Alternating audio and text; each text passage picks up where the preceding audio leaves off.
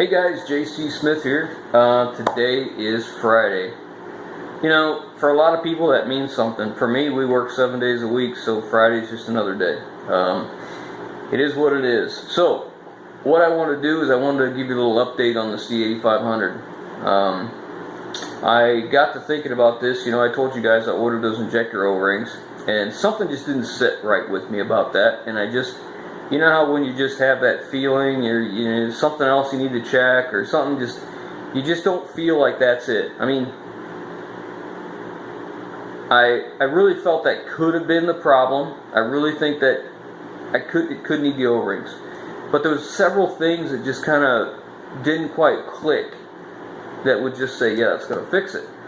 So I thought about it, and I thought about it, and thought about it, and then, you know, last night, I remember telling you guys about the IPR. It's actually, CAT calls it the Injection Actuation Control Valve. That's what they call it. It's, everybody, if you had a power stroke, we know it as an IPR. It's injector pressure regulator is what it really is. So anyways, the computer controls this regulator. And what happens is, it's an electromagnetic valve. So it's got a valve with a sleeve, basically like a cylinder with it's bored out. And there's a piston inside it, and then the electromagnetic coil goes over top of that valve, and based on how much electric is applied to it, how much voltage, is to how far the piston moves back into the bore. So I got to thinking about that. I'm like, you know, if that thing was stuck, it would act like this. If we had debris in there, or it was partially plugged, or if it was stuck at a certain position, this is what we would have. So I got up and I got over there early this morning, and I pulled that IPR off the truck, and I stuck it in the bench vise. And when I stuck it in the bench vise, you can test those with just 12 volts. So I put a couple test leads on it, ran it to a battery, and I was waiting to hear it click, because usually you can hear it click, and what will happen is you'll see just a little bit of oil spurt. You know, just a small amount of oil movement is what you'll see. And I got nothing. So I took it apart, because you can actually unscrew the end that goes into the high pressure oil pump. You can unscrew that, and then the whole thing comes apart. There's a piston, there's another separate piston with a center pin, and there's another section that has another receiver pin, and then a spring, and then the actual piston that controls the valving of the oil. So I took it all apart, and when I did, I couldn't get the last piston out. It was up inside the bore. I tapped on it, and it just wouldn't come out. So I took some brake parts cleaner and hosed it out in there, and I poured it out into one of those blue shop towels, you know, the paper towels. And there was like a paste in there, like shavings from the inside of that bore. So I cleaned it up real good, wiped everything down, and I used some real light, thin assembly oil, real thin stuff, about the consistency of WD-40. Just enough to coat the stuff. I put it back together, and I've had these apart several times. Pretty familiar with them, how they work. So I put it all back together, put it back in the truck, and I'm all excited. And I hook up my high pressure gauge, and I crank that thing, crank the truck, and crank the truck, and crank the truck, and crank the truck. You know, and I had no pressure at all. Nothing. Zero. And I thought, certainly I couldn't have put that back together wrong, but okay, maybe I did. So I took it back out, I took it apart, that piston was stuck again. So that led me to believe that I think we found our problem. So I called the CAT dealer. $260, $270 I think that is for that one. So it didn't work. I had no pressure at all. So I came back to the house, and I did the one thing that I tell you that it goes against my grain, something you don't do. I took the IPR off my good old faithful Freightliner with a 3126. I pulled it off of that truck and took it down there, put it in, cranked that truck, and it fired right up. In cranking, it hit 1500 RPM or PSI. When it cranked and it first started up, it hit 1500 before we hit 1000. So it hit 1500. I'm really excited, and I'm like, oh yes, okay. And I'm running, it's running, and it settles down at about 850, right where, you know, within where it should be. I think it's supposed to be like in the low 700s. And of course, truck oil was thicker because it's warm, it's cool, you know, it's not up to operating temperature.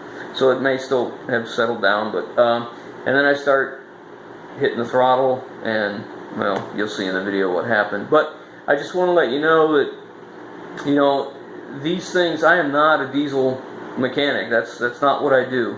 I mess with these trucks, but I don't have the scanner. I borrowed a scanner to check the codes, but I don't have a scanner to sit there and look at all these parameters. So what you saw me do is use some pretty crude, you know, ways of doing this. You know, there's much better ways to do this if you have an ECM, or I'm sorry, if you have a scanner. My scanner only goes back to 2010.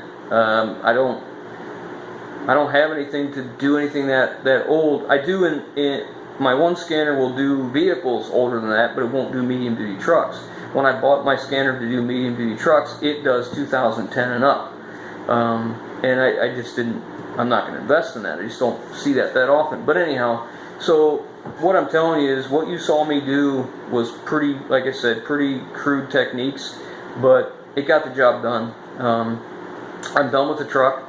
At least now I know it runs correctly. It has correct fuel pressure. It has correct high pressure oil. It runs good. It hits on all cylinders.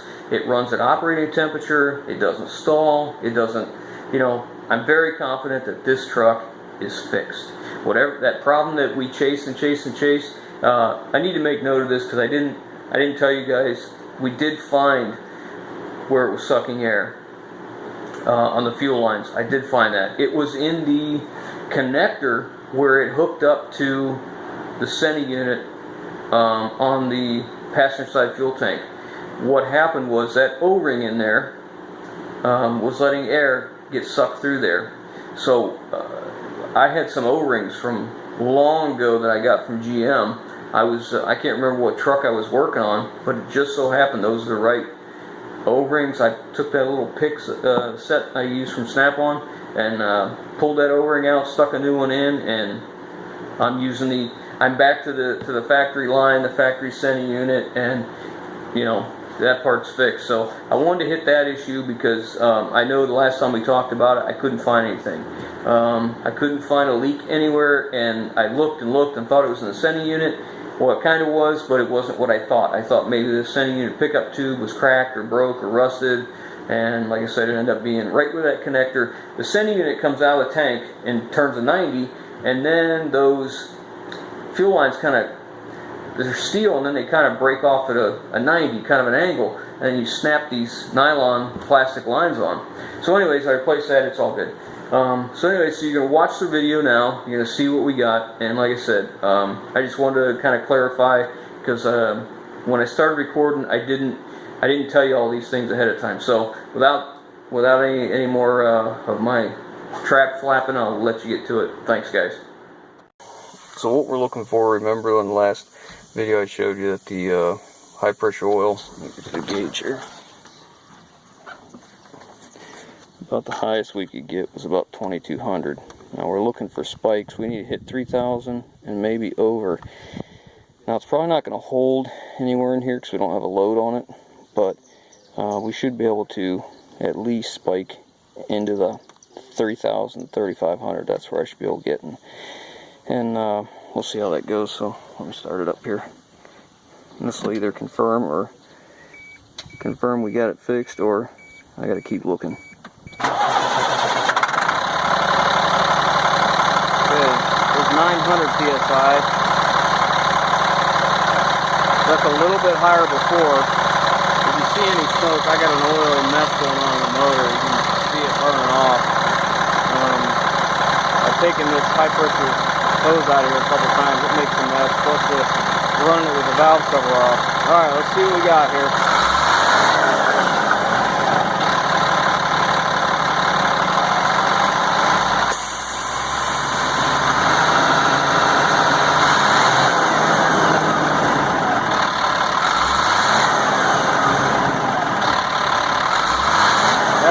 can see right there. That 3500 spiking almost 4,000.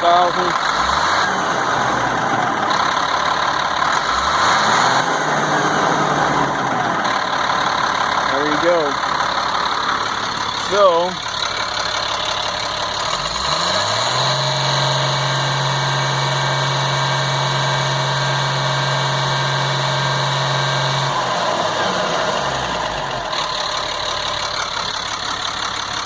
well, I'm going to have to tell you, I'm pretty happy with that. There's no engine miss, there's no flutter, and it starts right back up. No hesitation. I can get around 3,500, 4,000.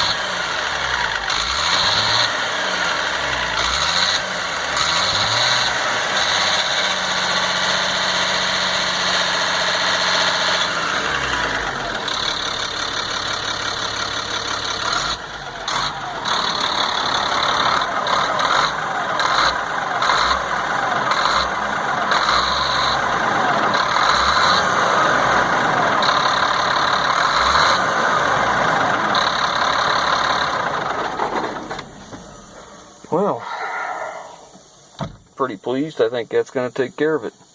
Now, I get to say this for the last time. I am done with this truck. That's it. I'm out.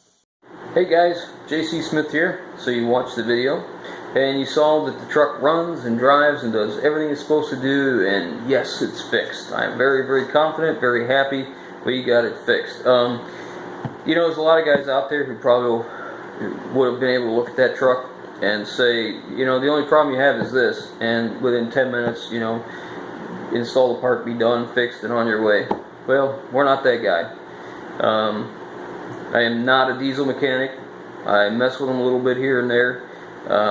You know, we fumble through. We know just enough to make our way through. And usually we do okay. Like I said, a lot of guys can do it faster. But I'm not a parts changer. I'm not just going to change parts because I think it needs parts, or because I'm going to change parts just until we get it running. I like to understand the system, why it's not working, how it's supposed to work, and what we need to do to get it back to working. So that's where we're at. And you know, honestly, I think I have total maybe, I think I'm under 8 hours of messing around with this truck, you know, and all the different testing I did, and looking at this and looking at that. But man, I'll tell you what, if you counted how much time I spent thinking about that truck while I was doing other stuff, it feels like I've got a week or two worth of work into it. But we don't. So, and we didn't spend any money. The IPR valve I took out of my Freightliner, so I'll just order a new one for that. It's $277. I know there's cheaper options out there, but that's from Caterpillar. And my experience has been with these IPRs, the ones that I did buy that were aftermarket, didn't last very long, and I had troubles. So I know I can get it cheaper. I'll get it from Cap. It may be a piece of crap too, but I've had good luck so far. I'll stick with that. So I'll just basically my Freightliner will absorb the cost of that. And so I spent maybe $20 on diesel fuel and a little less than 30 bucks on filters. So that's a pretty good deal. I was pretty happy about that, because in today's diesels, you know, when you go to fix something that's not running in a diesel built, you know, anything after 05, 06, I mean, typically it's thousands of dollars, you know. Anyhow, that's that. We got it running. I'm very pleased. It's a good way to end a week. And of course, our week doesn't end. It just keeps going till the next one. But if you guys like what we're doing, give us these thumbs up. I really appreciate it. Comment down below. I'll get back to you. I always do. And I really appreciate everybody watching. And thank you so much for you guys subscribing. If you haven't subscribed, hit that little button. You can see all the videos coming up. Now that that truck's fixed, we're moving on. We got more parts coming for the 6.7. I'll have an update video for you. We started working on it, and we made it 15 minutes, and we ran into more problems. So look for that one next. I got an update for you there. So alright guys, have a good weekend, and we'll catch you on the next one. Thanks.